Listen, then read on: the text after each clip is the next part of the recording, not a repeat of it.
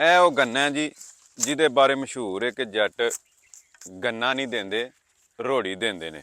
ਜਿਵੇਂ ਨਹੀਂ ਉਹ ਕਹਿੰਦੇ ਕਿ ਬੱਟਾਂ ਦੀ ਇੱਕ ਪਸਲੀ ਵੱਧ ਹੁੰਦੀ ਹੈ, ਦਰਅਸਲ ਇਸ ਤਰ੍ਹਾਂ ਨਾ ਜੱਟਾਂ ਦੀ ਇੱਕ ਘੁਰੀ ਘੱਟ ਹੁੰਦੀ ਹੈ, ਦਿਮਾਗ ਦਾ ਇੱਕ ਪੇਚ ਢਿੱਲਾ ਹੁੰਦਾ। ਹੁਣ ਇਹ ਵੇਖੋ ਨਾ, ਇਹ ਇੱਕ ਗੰਨਾ ਹੈ, ਇਹ ਨਹੀਂ ਦੇਣਾ। ਤੇ ਰੋੜੀ ਤੋਂ ਮੁਰਾਦ ਕਿ ਗੁੜ ਦੀ ਰੋੜੀ, ਉਹ ਇੰਜ ਦੇ 5 6 7 ਗੰਨੇ ਹੋਣ, ਉਹਨਾਂ ਦਾ ਰਸ ਕੱਢ ਕੇ ਫਿਰ ਪ੍ਰੋਸੈਸ ਕਰਕੇ ਤੇ ਫਿਰ ਉਹ ਗੁੜ ਦੀ ਰੋੜੀ ਬਣਦੀ ਏ ਤੇ ਉਹ ਦਿੰਦੇ ਨੇ, ਗੰਨਾ ਨਹੀਂ ਦਿੰਦੇ।